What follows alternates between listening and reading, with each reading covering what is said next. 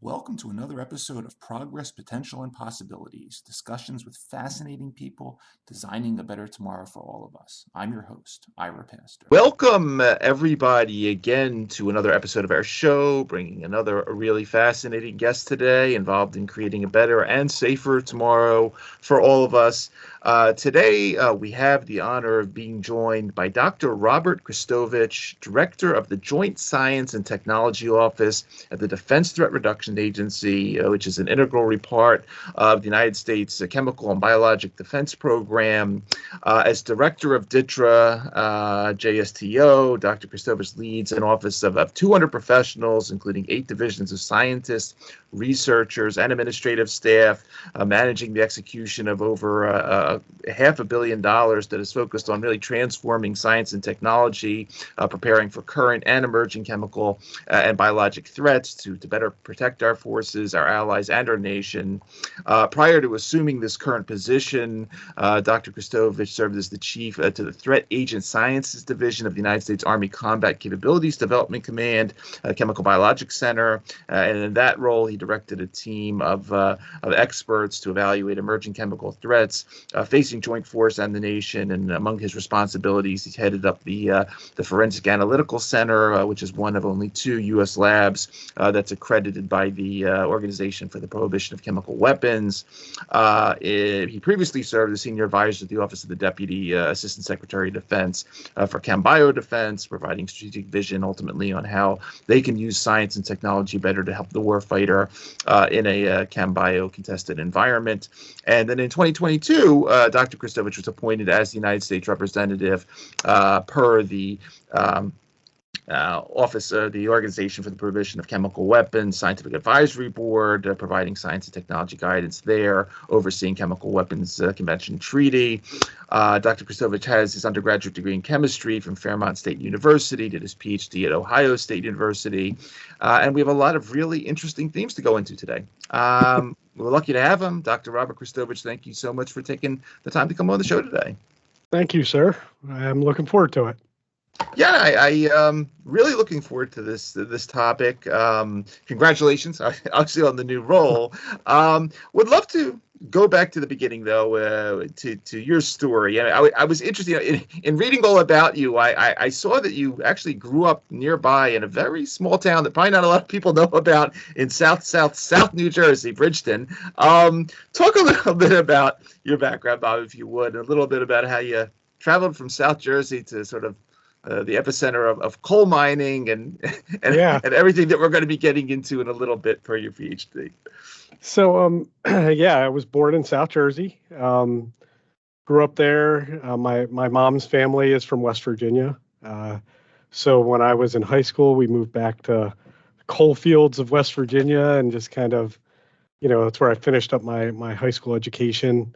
But my heart was always in science. My dad was a chemist at DuPont in southern Jersey. And we moved to West Virginia when he retired, but he always piqued my interest. We used to go to these like factory days where they'd, bring your family to work day, and they'd, got to kind of play around in labs and do all this cool stuff. And it just kind of got my attention.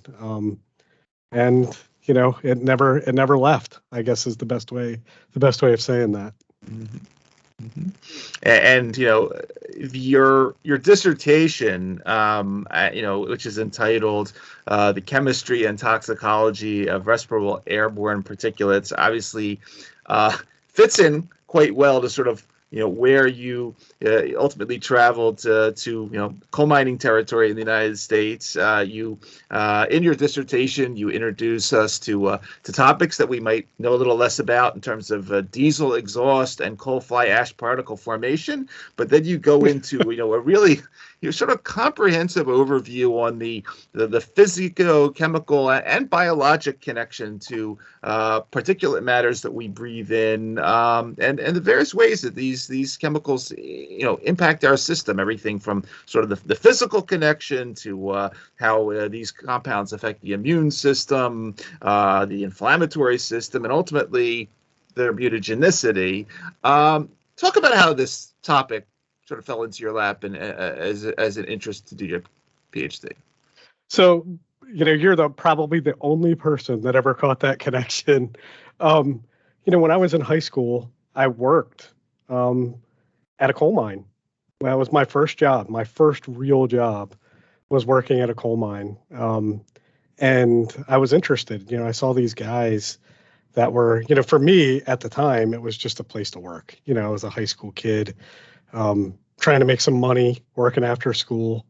But I saw these guys come out and they were just totally, covered in this stuff and breathing this stuff in. And, at the time, black lung was still an issue. Yeah. Because of all the, the issues. My grandfather had black lung. He was a coal miner in West Virginia. So I became fascinated with the idea of let's figure out how this actually works. Yeah. So when I got to graduate school, I had an advisor. You go out, meeting and greeting and talking to folks. And I pitched this idea and he was like, sure, let's go for it. So we started looking into that, trying to understand the mechanism, trying to relate the chemistry to the biology that comes out on the back end. And it became, something that I got really, really fascinated in. As you saw, it affects so many different systems, especially when you're talking about these little tiny particles that can penetrate really tons of different regions in your body.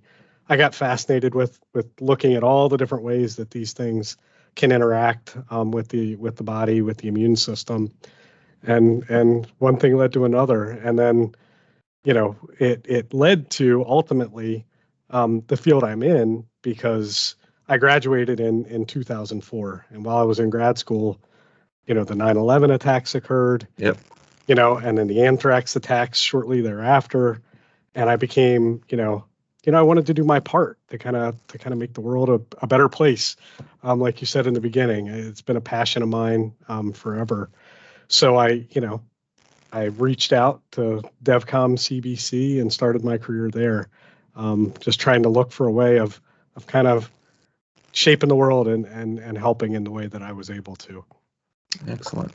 Yeah, we don't always think about, whether it's a coal mine or just, you're walking around, downtown Philadelphia where I am, about, we think about the stuff that touches our body, but not everything we're inhaling. So, I thought it was extremely fascinating from that angle as well. And, sort of the whole principles of, what gets into our pulmonary systems and, then what happens. So, no, I did really appreciate that body of work.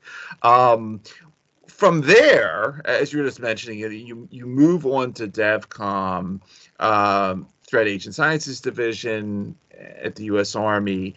And again, for everyone listening and watching, Dr. Kristovich's PubMed search, I mean, it's full of the nastiest of the nasty stuff. There are papers in terms of phosphine gas, VX nerve agent, which, Colonel Grace talked to us a little about on his episode, and destroying that stuff at the bluegrass chemical activity. I was really intrigued by one that popped up of your papers entitled Metabolism of Carfentanil, an ultra-potent opioid, and you study in human liver microsomes and human hepatocytes via high-res mass spec. This was extremely interesting because, we've done our episodes on opioids from sort of different angles. And this one, was quite interesting because the DEA, issued a warning not just, this was a couple of years ago, not just about like the stuff which is normally used to tranquilize elephants and rhinoceroses and stuff like that, is not just out there, but, police, other public servants, and so forth that may come in contact with this stuff, which is 10,000 times as potent as morphine. Better be careful. I would love to, if you could talk a little bit about this project, because it not just is an example of, there's really nasty things that, very basic chemistry gets us towards, but the fact that we have to be thinking about countermeasures and, everything in between in 2024 if we're dealing with this stuff that may be, out here on the street in Philadelphia. Yeah, for sure. I mean, from a purely defense perspective, right? This is something that we have to be aware of. When you're talking about something that's 10,000 times more potent than morphine, right? You're looking at something that's about as toxic as a nerve agent like VX. Yeah. So this stuff is incredibly potent. And there was a paper that came out of the UK a few years ago that attributed carfentanil and remifentanil to a civilian operation to quell a hostage event in Russia at the Dubrovka Theater. So as a DoD, we obviously became interested in understanding that and its potency and its effect on the human system. So we actually started. It was actually really cool. I became an adjunct professor at the University of Maryland, and did this with a graduate student that was also an employee at DEVCOM, and we looked at the metabolism of carfentanil. What does it look like in the human body? What does it break down to? We need to be able to trace these things. We need to be able to understand what goes on in the body, what that metabolic pathway looks like as it degrades in the human system, because it aids in our understanding and our ability to respond should we face that on the battlefield.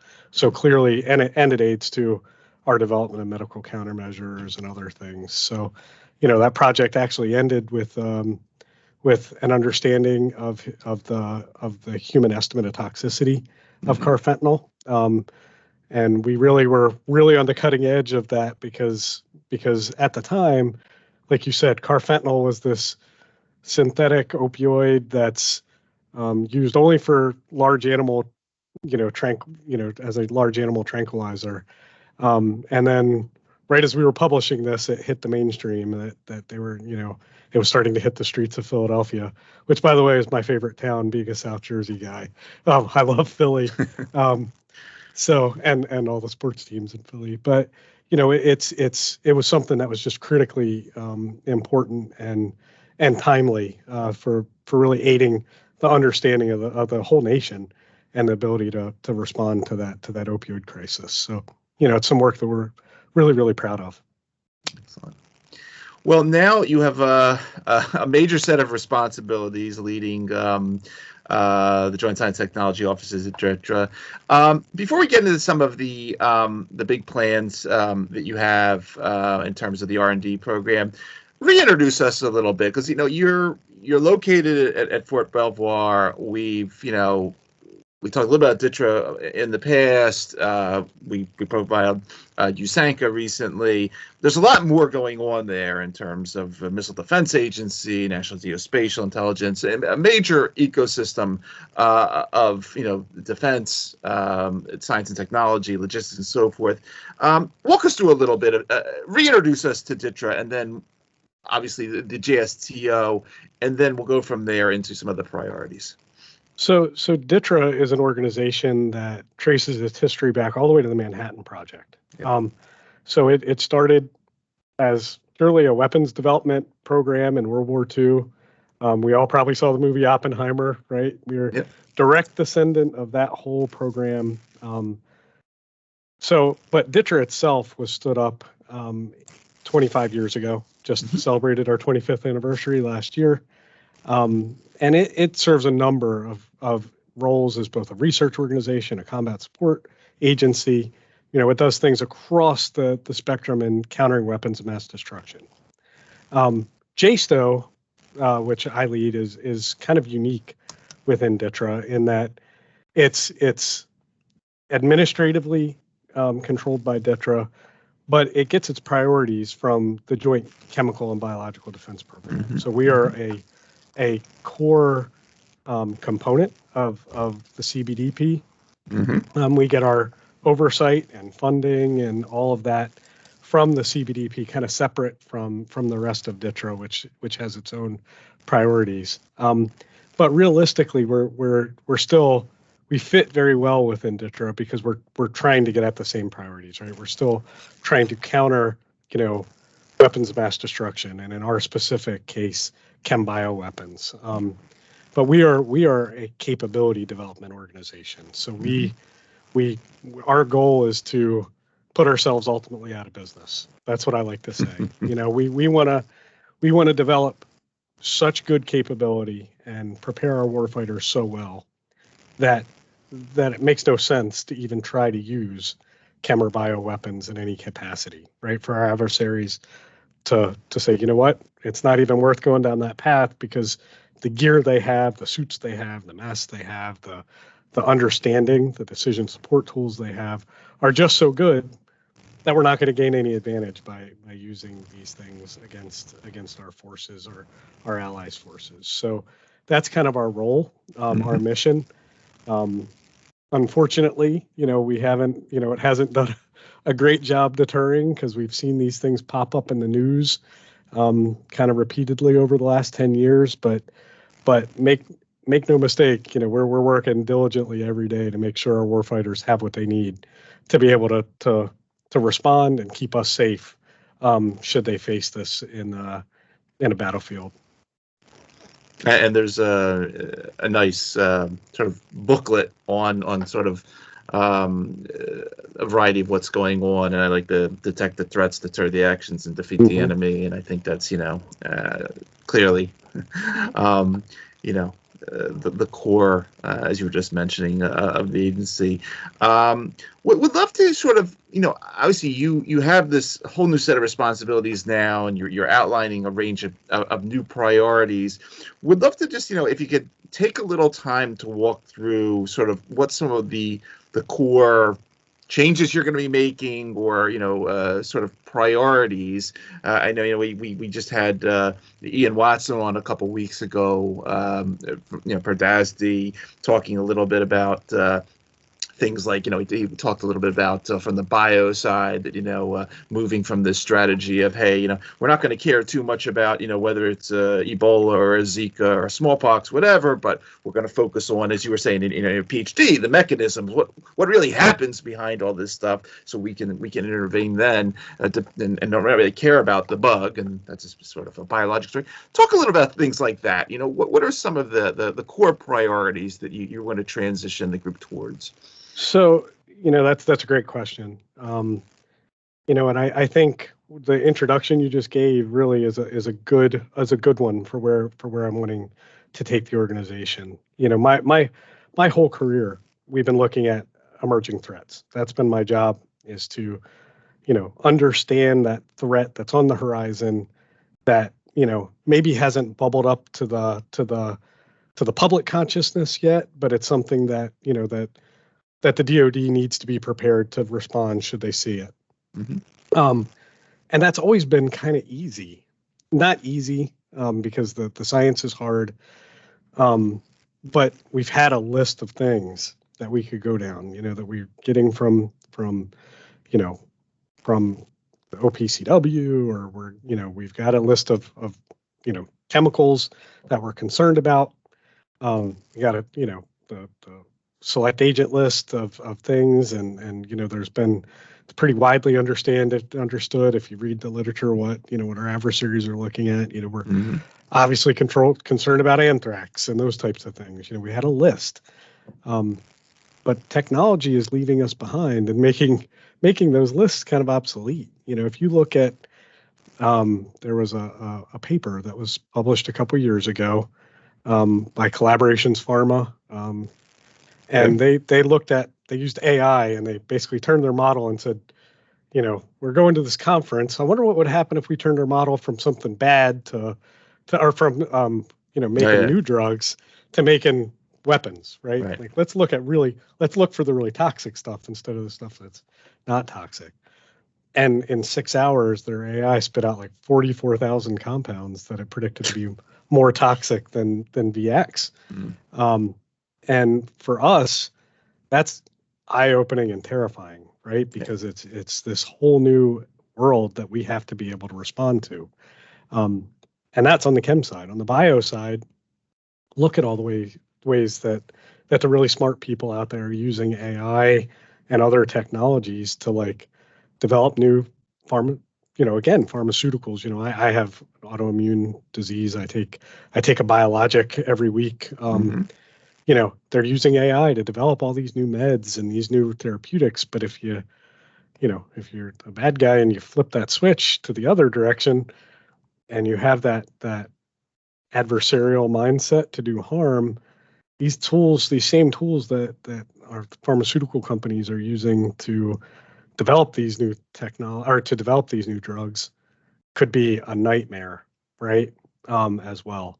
So one of the ways we're getting after that is just like you said, we've got to develop these platform technologies that allow us to respond to a number of things, to whole classes of things, to toxidromic effects instead of just countering an individual threat. Because as much resources as we have, we're still very resource limited. And if we tried to invest on going after all of these individual things one at a time, number one, we would run out of money really fast. And number two, we would never keep up. We'd never be able to deliver capabilities out to the warfighters because we'd be chasing ghosts all the time. So that's one of the ways I'm, wanting to pivot the organization is to be a component of what we call integrated layered defense, where we're developing all of these different defense technologies that link together and work together that allow us to buy risk in some areas because we've got this web of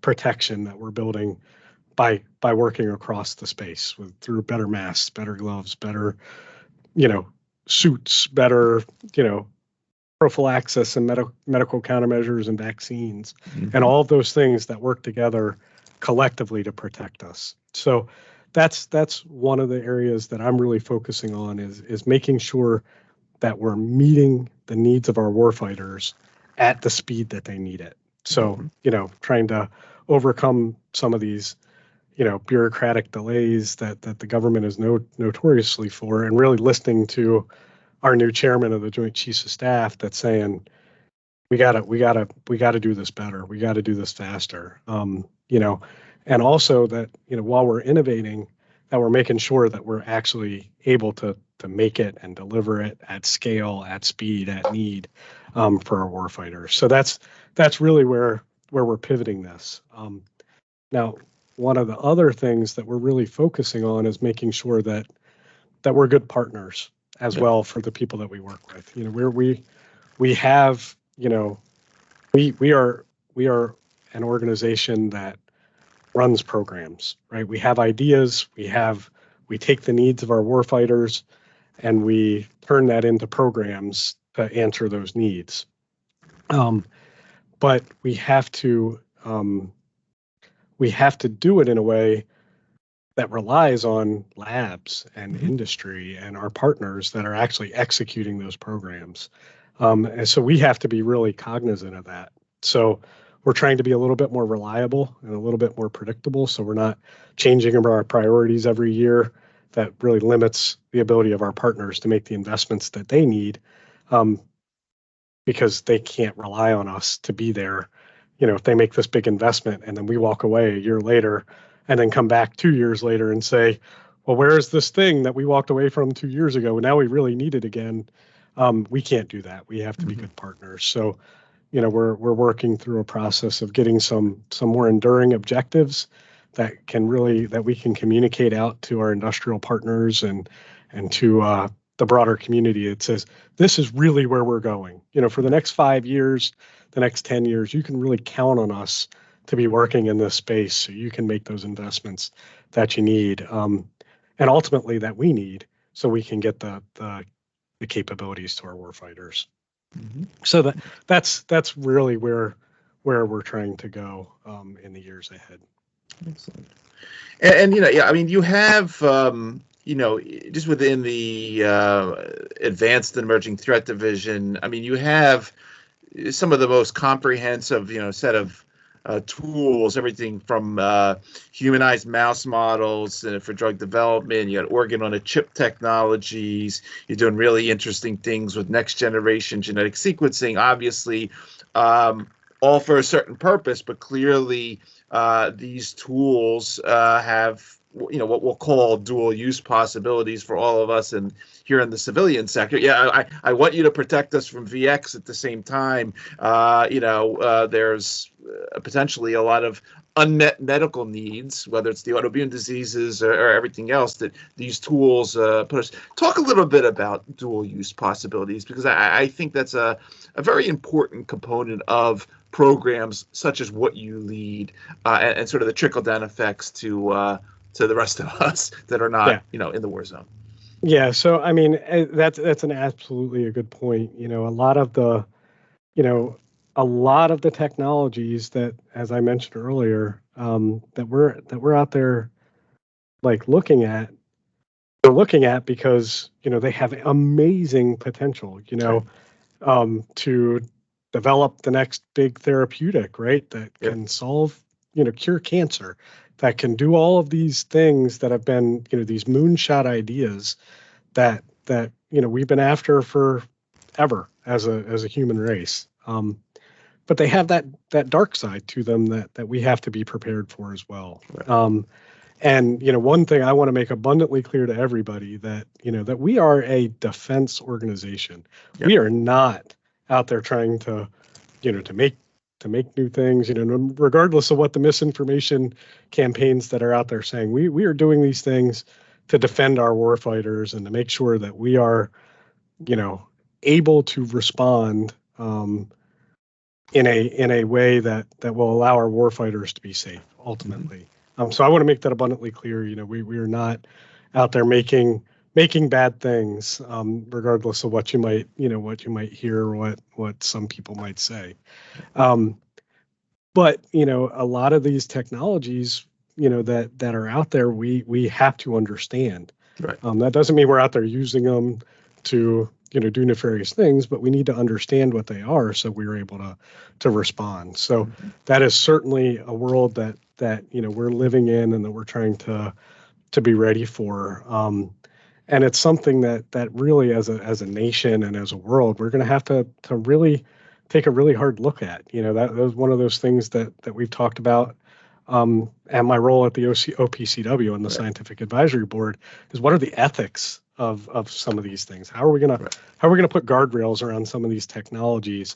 And I think that's going to be a huge topic of conversation for years to come, as the world really grapples with how we utilize these technologies while making sure that they're safe. Right.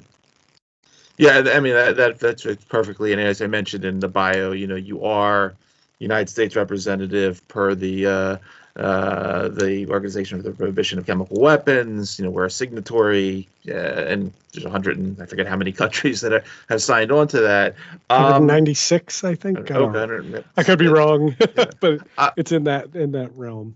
And you sit there, you and a bunch of preeminent experts on these topics. And again, I thought it was, it's a theme that we probably, I fear bumping into somebody that has carfentanil out there. I don't fear that maybe someone has VX walking around Philly right now. But at the same point, I think this is interesting because, for instance, when you look at, one of the things that stood out in your portfolio was this whole area of sequestering agents and removing chemical threats. It's an area sort of the pharmaceutical industry doesn't do too much of that, but things like cyclodextrins and so forth that, hey, we got this toxic stuff in us.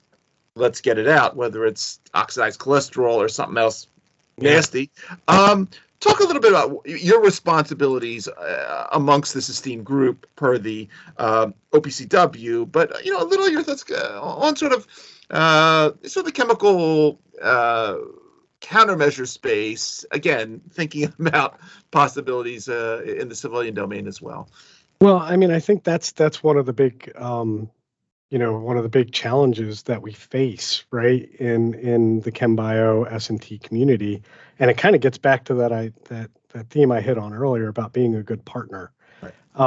You know, you don't you don't need chem defense or bio defense until you need it. But Yeah. when you need it, you really need it, and you need it to be there, you know?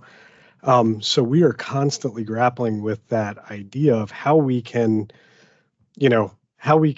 take this niche field that we live in and try to adapt other investments, jump on the back of other investments that do have a broader, a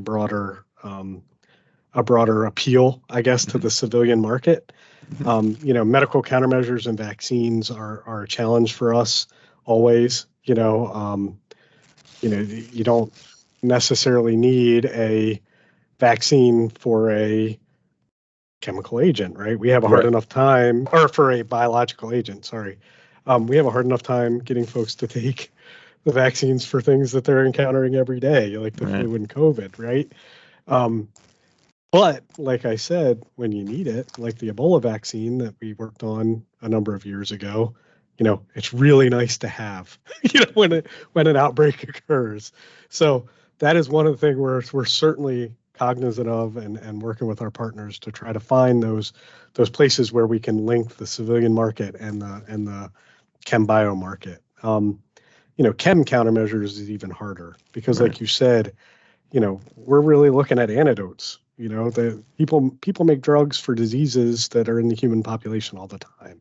But like you said, you're not worried about getting exposed to VX every day. So we have to really work hard as a community to make, to make that market and make sure it makes sense, understanding that the primary market is going to be a defense one, right? Yeah. That we're developing something that is going to be there for the defense community more than anybody else. So that is always a challenge for us, for sure. Mm-hmm. The 2024 Chemical and Biologic Defense Science and Technology Conference is scheduled later this year in Fort Lauderdale, and it was quite interesting, looking at the folks that are going to be there, and it's a lot more than I guess I would think normally just okay, it's a bunch of people from DTRA and the Pentagon, but there's really a diverse crowd there. Everyone from the Justice Department to sort of municipal fire departments, and a lot of. It's an interesting ecosystem that's forming around this, especially sort of in the era that we're in. Talk a little bit about that, because clearly, you do your public facing stuff and you have to tell the story about DTRA and JSTO and so forth, but you're really doing this other role as well, and sort of trickling, disseminating this knowledge to everyone in our system that needs it beyond the Defense Department. And talk a little about the conference and a little bit of sort of this interesting ecosystem that's being developed around CBD Science and Technology. Yeah, for sure. So one of the ways, I mentioned earlier about the idea that we're always looking for civilian applications beyond the very specific chem one, right? Right. One of the ways that we do that is, our in this world that we live in, our first responders play a critical role in responding to all these things. They don't just firefighters don't just put out fires anymore, right? They're going in, they're being potentially exposed to fentanyl and carfentanil and those street drugs. They're being they're responding to chemical accidents and other things that are occurring, and potentially like we saw in Salisbury in the UK in 2018 when there was one of these chemical agents was used. They're the first responders that are on the scene of potentially those types of attacks too. So they have these responsibilities now of knowing way more than just how to put out a fire, right? They have to be able to respond to all these different incidents. And one of the great things about our job, and one of the things that really got me interested in chem defense way back in the day when I came out of grad school, was the fact that we're working on the very cutting edge of this technology. We have to have the best gear. We have to have the best knowledge. We're working with the worst of the worst, like you said. So what ends up happening is a lot of these discoveries that we make end up trickling back into these first responder communities. We develop a new mask technology that ends up trickling back and turning into a respirator for a firefighter responding to a chemical event or a biological event. So our conference is a pretty eclectic community, like you said. It brings together, of course, all of those folks that you talked about that are interested in the ChemBio community, from the Justice Department to Commerce to Department of Energy, and all of those communities that have to come together that get after this ChemBio problem specifically. But it also brings in all those other folks that are benefiting from the civilian world from those investments that we're making and those advancements that we're making. So we're always excited to host that conference. It's every 2 years. This year it's in December down in Florida, and we really invite the industrial community, our academic partners, our first responder community, all to come in and really participate and help us grow this community that we're trying to build around this really tough problem that we're trying to solve in the ChemBio space. Excellent. Well, what else is coming up? Obviously the CBD conference is at the end of the year. I see. I feel bad for you. I see in a couple of weeks you have to go to Honolulu, and I know it's going to be terrible, isn't it? At the Pacific Operational Science and Technology Conference, we just talked a little bit about AUKUS on a previous episode. What else you have coming up? Whether it's directly related to ChemBio or broadly STEM development in the Defense Department, please. Anything else that's important, please. Yeah. So, another really cool thing that we do is that we have, a really strong outreach program where we're trying to reach out into the broader community to develop that next generation of scientists. We're trying to get after, we have our core group of partners that we always work with, but we're also trying to bring in new groups that aren't typically, that are a little underrepresented in the STEM world. We're trying to get after, build our partnerships with HBCUs and trying to provide more opportunities to kind of bring them into our ecosystem and expand our idea base. We are also, we run a program for high school students called the Joint Science and Technology Institute. It's for high school students and teachers, where they can come in and get some hands-on experience in the lab. So we have what we call our JSTO West and our JSTO East. One's JSTO West is out in Albuquerque. JSTO East is here in Towson, Maryland. So we're trying to, that's an opportunity for kids to apply, and they get, go through a kind of a selection process, and then we pay for them to go out and spend a couple of weeks and play in a lab, and hopefully we get them hooked onto onto the science, and we build the next big scientist that's gonna solve our big problem in vaccines or in medical countermeasures, or come up with the next material solution for a mask or for a glove. So we're trying to be an incubator and a good partner in the world for that as well. So that's something I'm really excited about. Is being able to get involved with that program. I've been, in addition to all this stuff, I've taught at community colleges, and I've been, like I said, I was an adjunct at a University of Maryland. So I'm always big, I'm a communicator. I love to talk to people. I don't know if you can tell, but it's something that, I'm really passionate about, and I'm really excited about doing that this summer. So that's a big on my priority list for this summer as well. Outstanding. No, it's really exciting. I have a few kids of my own that I think I could think of one of them in there that have would them be apply. Interesting. Yeah, I mean, is there an age limit? I remember when I did an episode with someone from DARPA a little while ago, and there was something in the materials that if you're under 12, you have to ask your parents' permission. It was something like that. Like I'm certain there's an age limit, but it's generally aligns with the high school age. Really kids, smart. He was giving presentations on Chernobyl like in the second grade. Sounds like me. That's what I did when I was at that age. So, Really great stuff. I mean, it's an exciting journey you've been on, an amazing new portfolio and set of programs that you have in front of you. And I just really wishing you and the team, a couple hundred professionals now that you're managing the best with all this as you move these programs forward. Anything else I missed before we wrap up? I mean, we talked about bio, we talked about chem.